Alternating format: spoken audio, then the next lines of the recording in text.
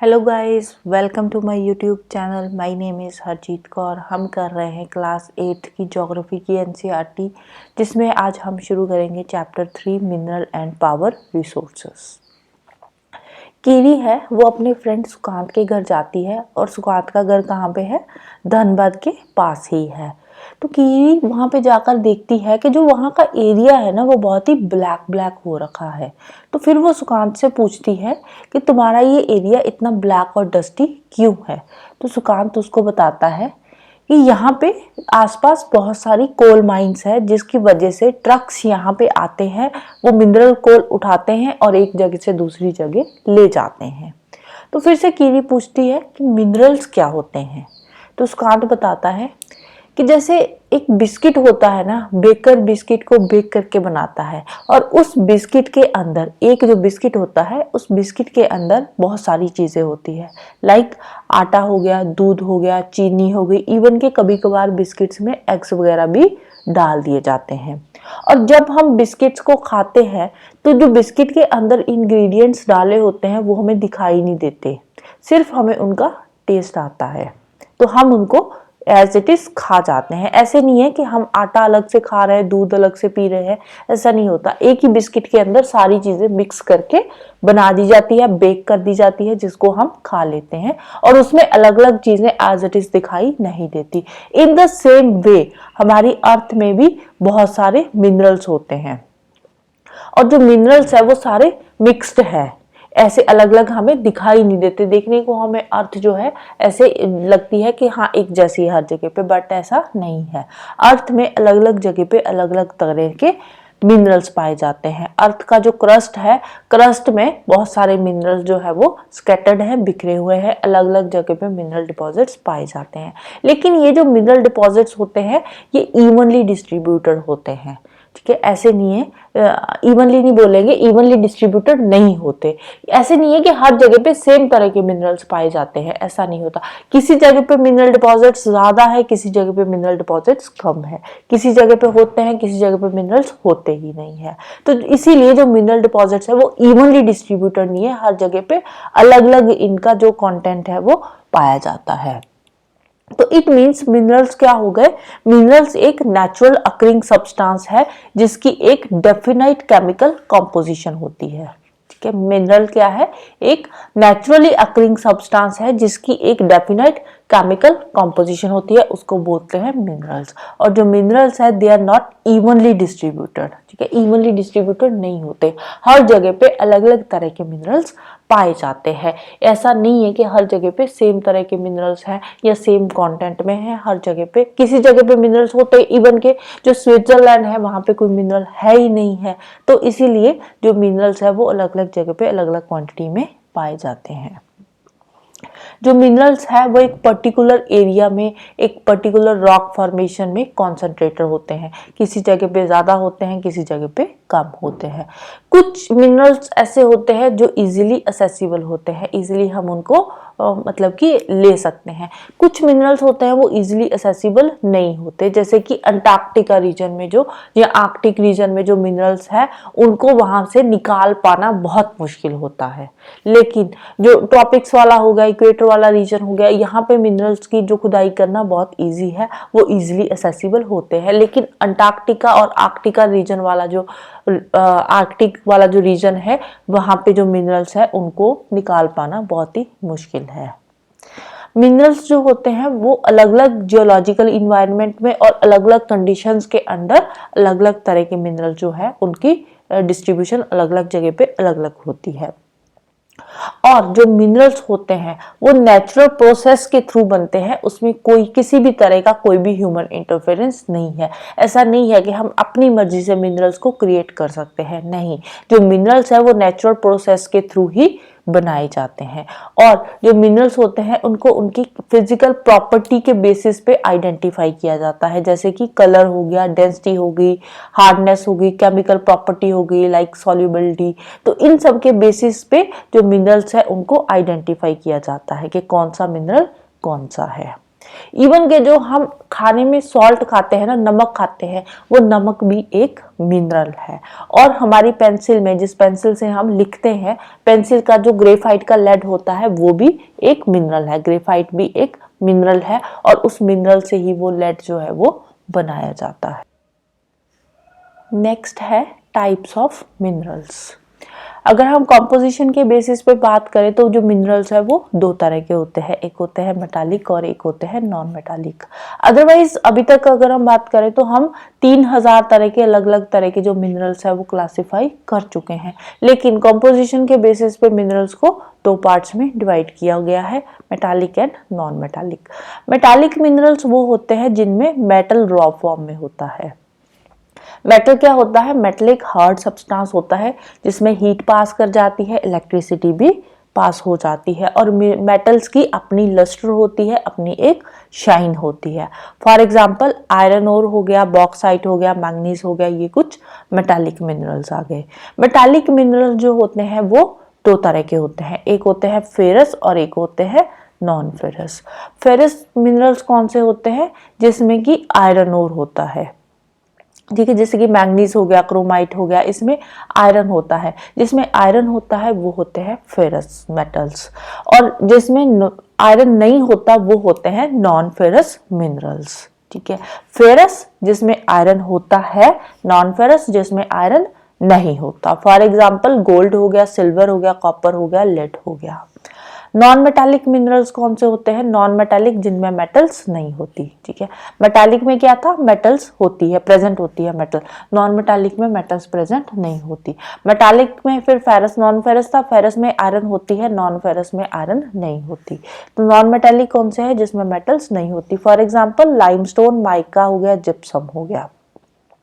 इसके अलावा जो मिनरल फ्यूल्स होते हैं लाइक कोल हो गया, पेट्रोलियम हो गया, ये भी नॉन मेटालिक मिनरल्स में ही आते हैं।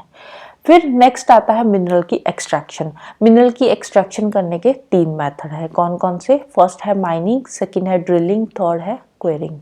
माइनिंग क्या होता है? माइनिंग होता है जिस प्रोसेस के थ्रू हम मिनरल्स को रॉक्स में से बाहर निकालते हैं, उसको बोलते हैं माइनिंग। अब माइनिंग डिपेंड करती है कि जो मिनरल्स है वो अर्थ के सरफेस में शैलो डेप्थ में है या बहुत ज्यादा डीप है, अंदर है अर्थ के सरफेस पे। उसके बेसिस पे जो माइनिंग है वो दो तरह की होती है, एक होती है ओपन कास्ट माइनिंग और एक होती है shaft mining. Open cast mining में क्या होता है?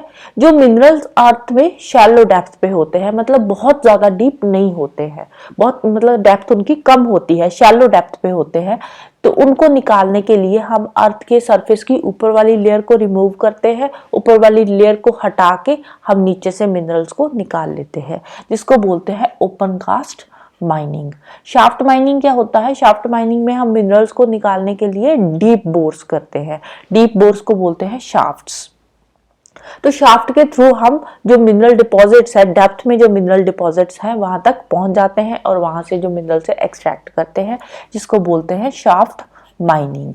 इसके अलावा जैसे पेट्रोलियम हो गया, नेचुरल गैस हो गया, अब ये जो मिनरल्स है ना, ये भी अर्थ में बहुत ज्यादा डेप्थ में है, बहुत ज्यादा डीप, इसके इनको निकालने के लिए बहुत ही डीप बोरवेल्स बनाने पड़ते हैं। और डीप बोरवेल्स के थ्रू जब हम नेचुरल गैस और ये पेट्रोलियम वगैरह निकालते हैं तो इन डीप बोरवेल्स के मेथड को बोलते हैं ड्रिलिंग। ठीक है, तो बेसिकली जो हम पेट्रोलियम, जो नेचुरल गैस वगैरह निकालते हैं डीप बोरवेल्स के थ्रू जिस मेथड से, तो उसको बोलते हैं ड्रिलिंग। ठीक है, जैसे ये वाला पिक्चर दे रखी है तो इसमें ये ड्रिलिंग कर रहे हैं अर्थ के अंदर, ड्रिलिंग के थ्रू पेट्रोलियम और नेचुरल गैस वगैरह अर्थ से एक्सट्रैक्ट करी जाती है। इसके अलावा कुछ मिनरल्स होते हैं जो अर्थ के सरफेस के पास ही होते हैं, बहुत ज़्यादा डेप्थ में नहीं होते, तो सिंपली ऊपर वाली जो लेयर है उसको हम हटाते हैं, डग करते हैं और नीचे से मिनरल्स निकाल लेते हैं, जिसको बोलते हैं क्वेरिंग। ठीक है, minerals that lie near the surface are simply dug out by the process known as quarrying. Quarrying के थ्रू जो ऊपर वाले सरफेस पे मिनरल्स है उनको हम बाहर निकालते हैं, एक्सट्रैक्ट करते हैं, राइट। फिर नेक्स्ट बात करते हैं मिनरल की डिस्ट्रीब्यूशन की। अब जो मिनरल्स है ना, मिनरल अलग अलग तरह की रॉक्स में अलग अलग तरह के मिनरल्स पाए जाते हैं। कोई ऐसे नहीं है कि हर जगह पे सेम तरह के मिनरल्स होंगे। अलग अलग जगह पे अलग अलग तरह की जियोग्राफी जो है, जियोलॉजी है, उसके अकॉर्डिंग जो मिनरल्स है वो पाए जाते हैं। इसके अलावा यहाँ पे एक डू यू नो फैक्ट है जिसमें दे रखा है कि अगर कोई रॉक ब्लू कलर की दिखाई देती है तो इट मीन्स उस रॉक में कॉपर है। ठीक है, अगर किसी रॉक में कॉपर का कंटेंट ज्यादा होगा तो वो रॉक ब्लू कलर की दिखाई देगी। तो वापस चलते हैं मिनरल की डिस्ट्रीब्यूशन पे। कुछ मिनरल्स है जो इग्नियस रॉक्स में पाए जाते हैं, कुछ होते हैं मेटामॉर्फिक रॉक्स में होते हैं, कुछ मिनरल सेडिमेंट्री रॉक्स में होते हैं। तो हमने पढ़ा था रॉक्स 3 तरह की होती है, कौन कौन सी? Igneous, sedimentary, metamorphic rock. और ये तीनों रॉक्स में ही अलग अलग तरह के मिनरल्स पाए जाते हैं। जनरली जो मेटालिक मिनरल्स होते हैं ये igneous and metamorphic rock formation में पाए जाते हैं। ठीक है, मेटालिक वाले minerals igneous and metamorphic rock में होते हैं। इसके अलावा जो नॉर्थ स्वीडन है, नॉर्थ स्वीडन में आयरन ओर के काफी रिजर्व्स पाए जाते हैं। अंटारियो जो कनाडा का अंटारियो रीजन है, वहां पे कॉपर एंड निकल डिपॉजिट्स है। और साउथ अफ्रीका में आयरन, निकल, क्रोमाइट, प्लैटिनम डिपॉजिट्स पाए जाते हैं। ये कुछ मिनरल्स की एग्जांपल्स है जो इग्नियस एंड मेटामॉर्फिक रॉक्स में पाए जाते हैं। ये वहां पे जो इग्नियस और मेटामॉर्फिक रॉक्स है वहां में ये सारे मिनरल्स पाए जाते हैं। इसके अलावा सेडिमेंट्री रॉक्स और जो यंग फोल्ड माउंटेन्स है इसमें नॉन मेटालिक मिनरल्स होते हैं। ठीक है, जो मेटालिक मिनरल्स वो कौन सी रॉक्स में थे? इग्नियस एंड मेटामॉर्फिक रॉक्स में। और जो नॉन मेटालिक मिनरल्स है ये कौन सी रॉक्स में है? सेडिमेंट्री रॉक्स में। और जो यंग फोल्ड माउंटेन्स है ज्यादातर उनमें नॉन मेटालिक मिनरल्स पाए जाते हैं। नॉन मेटालिक मिनरल्स कौन से हैं? लाइक लाइमस्टोन हो गया। फ्रांस का जो कॉक्सस रीजन है वहां पे लाइमस्टोन डिपॉजिट्स पाए जाते हैं। इसके अलावा जॉर्जिया एंड यूक्रेन में डिपॉजिट मैग्नीज के डिपॉजिट्स है। जॉर्जिया कहाँ पे है? जॉर्जिया यूरोप में आ जाता है और यूक्रेन आ जाता है अफ्रीका में। यहाँ पे मैग्नीज के डिपॉजिट्स पाए जाते हैं। और अल्जीरिया में फॉस्फेट पाया जाता है। तो ये कुछ एग्जांपल्स है मिनरल्स की जो वर्ल्ड में अलग अलग जगह पे पाए जाते हैं। इसके अलावा मिनरल फ्यूल्स लाइक कोल हो गया, पेट्रोलियम हो गया, ये कहाँ पे मिलता है? ये सेडिमेंट्री रॉक्स में पाया जाता है। सेडिमेंट्री रॉक्स जो होती है लेयर्स पे होती है ना, तो उसकी लेयर्स में कोल एंड पेट्रोलियम डिपॉजिट्स होते हैं। फिर हम बात करते हैं कॉन्टिनेंट वाइज मिनरल डिपॉजिट्स की। अब देखो इसमें बहुत ज्यादा कुछ समझाने वाला तो नहीं है, लेकिन हाँ थोड़ा सा रट्टे वाला काम यहाँ पे आ जाता है कि कौन से कॉन्टिनेंट पे कौन सी कंट्री में कौन से मिनरल्स पाए जाते हैं। ये थोड़ा सा याद करने वाली चीजें यहाँ पे आ जाती है। तो सबसे पहले शुरू करते हैं एशिया कॉन्टिनेंट से। एशिया कॉन्टिनेंट में जो चाइना हो गया, इंडिया हो गया, यहाँ पे बहुत सारे आयरन ओर के डिपॉजिट्स पाए जाते हैं। लार्ज आयरन ओर डिपॉजिट्स यहाँ पे पाए जाते हैं। अब एशिया वाला रीजन कौन सा था? ये वाला आ जाएगा सारा का सारा, ये एशिया का आ गया। नीचे इंडोनेशिया वगैरह ये सारा एशिया में आ जाता है। और जो रशिया है, रशिया आधा एशिया में आता है, आधा यूरोप में आता है, राइट। और जो एशिया कॉन्टिनेंट है ये वर्ल्ड का हाफ से ज्यादा टिन प्रोड्यूस करता है। सिर्फ और सिर्फ एशिया कॉन्टिनेंट में ही वर्ल्ड का आधे से ज्यादा टिन प्रोड्यूस होता है।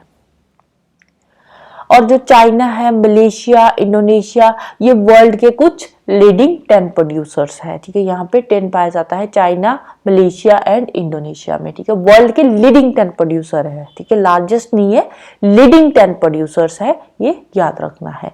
इसके अलावा जो चाइना है, चाइना में टिन के अलावा लेड हो गया, एंटीमनी, टंगस्टन, ये वाले मिनरल्स भी पाए जाते हैं। इसके अलावा जो एशिया कॉन्टिनेंट है, एशिया कॉन्टिनेंट में मैंगनीज, बॉक्साइट, निकल, जिंक, कॉपर के डिपॉजिट्स मिलते हैं।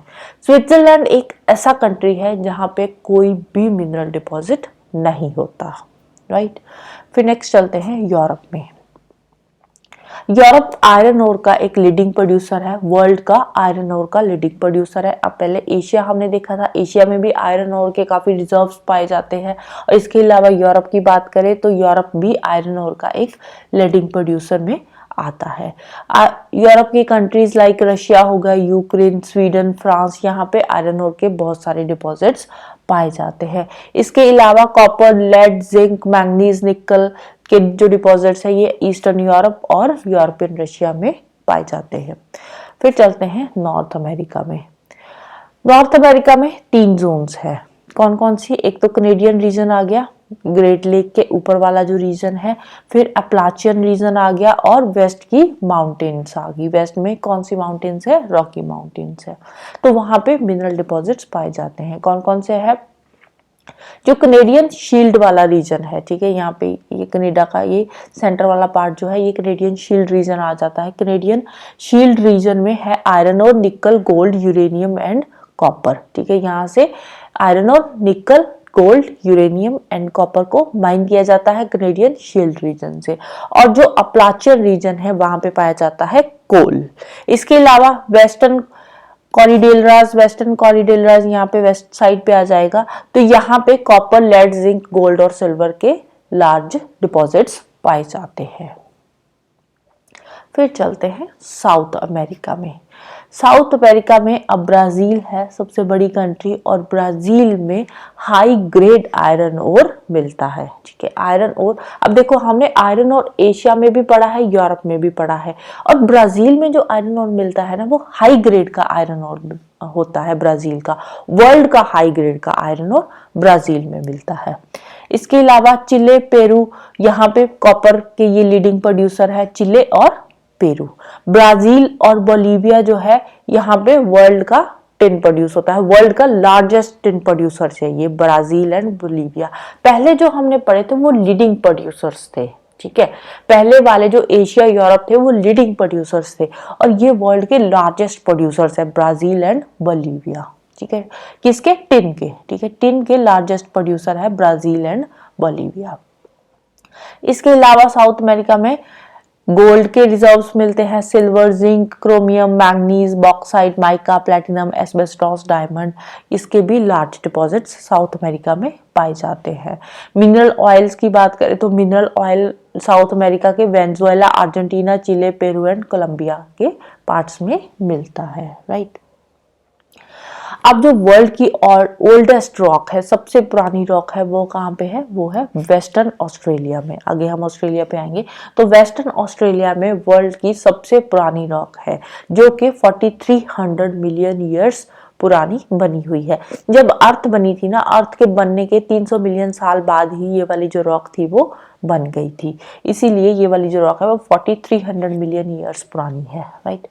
फिर चलते हैं अफ्रीका पे। अफ्रीका में भी बहुत सारे मिनरल रिसोर्सेज पाए जाते हैं। अफ्रीका वर्ल्ड का डायमंड, गोल्ड और प्लैटिनम का लार्जेस्ट प्रोड्यूसर है। वर्ल्ड का डायमंड, गोल्ड एंड प्लैटिनम का लार्जेस्ट प्रोड्यूसर है अफ्रीका। इसके अलावा साउथ अफ्रीका, जिम्बाब्वे, जायरे, यहाँ पे वर्ल्ड के लार्जेस्ट गोल्ड रिजर्व्स पाए जाते हैं। लार्जेस्ट नहीं, मतलब लार्ज पोर्शन है गोल्ड रिजर्व्स का। जो ज्यादातर गोल्ड रिजर्व्स है अफ्रीका में वो साउथ अफ्रीका, जिम्बाब्वे और जायरे रीजन में पाया जाता है। इसके अलावा और भी बहुत सारे मिनरल्स अफ्रीका में मिलते हैं, लाइक कॉपर हो गया, आयरन और, क्रोमियम, यूरेनियम, कोबाल्ट, बॉक्साइट, और ऑयल जो है वो अफ्रीका के Nigeria, Libya and Angola region में मिलता है, वहां से एक्सट्रैक्ट किया जाता है। फिर चलते हैं ऑस्ट्रेलिया पे। ऑस्ट्रेलिया वर्ल्ड का लार्जेस्ट बॉक्साइट प्रोड्यूसर है, और इसके अलावा गोल्ड, डायमंड, आयरन और, टिन एंड निकल का लीडिंग प्रोड्यूसर है।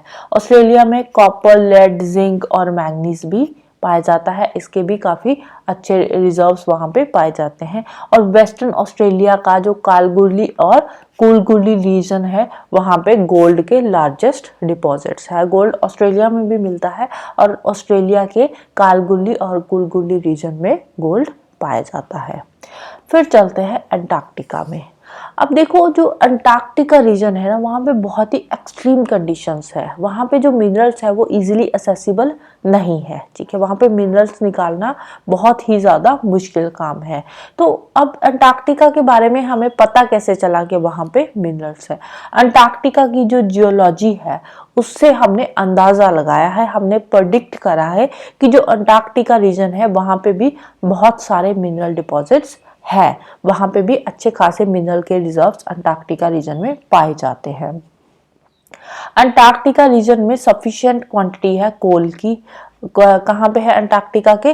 जो ट्रांस अंटार्कटिक माउंटेन्स है, या फिर प्रिंस चार्ल्स माउंटेन है इस ईस्ट अंटार्कटिका में, वहां पे आयरन के अच्छे खासे डिपॉजिट्स पाए जाते हैं।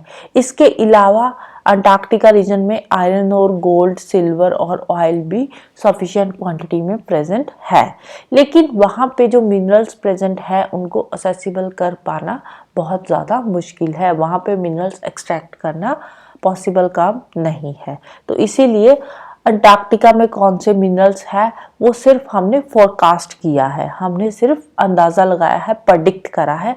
एज इट इज़ हमने वहाँ पे जाकर मिनरल डिपॉजिट्स देखे नहीं है, ठीक है। थोड़े बहुत वहाँ पे एक्सट्रैक्ट किए हैं मिनरल्स, लेकिन इतने ज़्यादा कर पाना पॉसिबल नहीं है, राइट। फिर नेक्स्ट चलते हैं मिनरल के यूजेस पे। मिनरल्स को हम यूज़ कहाँ पे करते हैं? मिनरल्स को बहुत सारी इंडस्ट्रीज में यूज़ किया जाता है। जेम्स बनाने के लिए मिनरल्स यूज़ किए जाते हैं। यूजली जो हार्ड मिनरल्स होते हैं उनको जेम्स बनाने के लिए यूज़ किए जाते हैं। बहुत सारे मिनरल्स को की ज्वेलरी बनाई जाती है, अलग अलग स्टाइल की ज्वेलरी बनाई जाती है, लाइक गोल्ड हो गया, सिल्वर हो गया।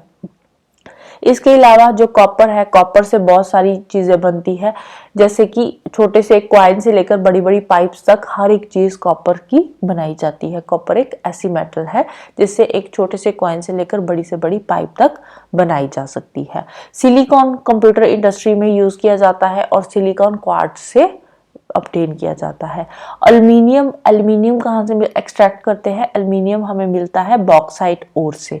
बॉक्साइट की जो ओर है वहाँ से एल्युमिनियम एक्सट्रैक्ट किया जाता है और इसको ऑटोमोबाइल इंडस्ट्री में यूज़ किया जाता है, एरोप्लेन इंडस्ट्री में यूज़ किया जाता है, बॉटलिंग इंडस्ट्री हो गई, बिल्डिंग्स हो गया, इवन के जो किचन कुकवेयर बनाए जाते हैं वो भी एल्युमिनियम से ही आजकल बनाए जाने लगे हैं।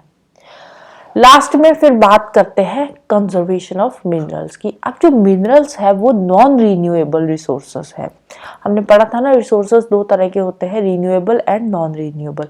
तो जो मिनरल्स है वो नॉन रीन्यूएबल रिसोर्सेज में आते हैं। तो नॉन रीन्यूएबल रिसोर्सेज का मतलब कि ये खत्म हो सकते हैं। नॉन रीन्यूएबल रिसोर्सेज कौन से हैं? वो रिसोर्सेज जिनको बनने के लिए हजारों साल लग जाते हैं। तो अब बनने के लिए हजारों साल लग जाते हैं तो इट मीन्स कि इनका जो रेट ऑफ फॉर्मेशन है वो बहुत ही कम है as compare to rate of human consumption. हम मिनरल्स को कंज्यूम बहुत ज़्यादा कर रहे हैं लेकिन इनका रेट ऑफ फॉर्मेशन बहुत कम है। इसीलिए जो मिनरल्स है उनको कंजर्व करने की ज़रूरत है। इसके लिए हम क्या कर सकते हैं? नंबर 1 पे हम इनकी वेस्टेज को कम कर सकते हैं। जितनी ज़रूरत है सिर्फ उतने ही मिनरल्स को यूज़ किया जाए, इनकी वेस्टेज को कम किया जाए। दूसरा तरीका क्या है मिनरल्स को कंजर्व करने का? रिसाइकलिंग। मिनरल्स को रिसाइकल करके हम दोबारा यूज कर सकते हैं मिनरल रिसोर्सेज को। इससे क्या है, हम मिनरल रिसोर्सेज को कंजर्व भी कर सकते हैं, right. So this is all about minerals. Next video में हम डिस्कस करेंगे पावर रिसोर्सेज। आज के लिए इतना ही, राइट। तो जाने से पहले वीडियो को लाइक कर देना, शेयर कर देना और चैनल को सब्सक्राइब कर लेना। Thank you, bye bye and have a nice day.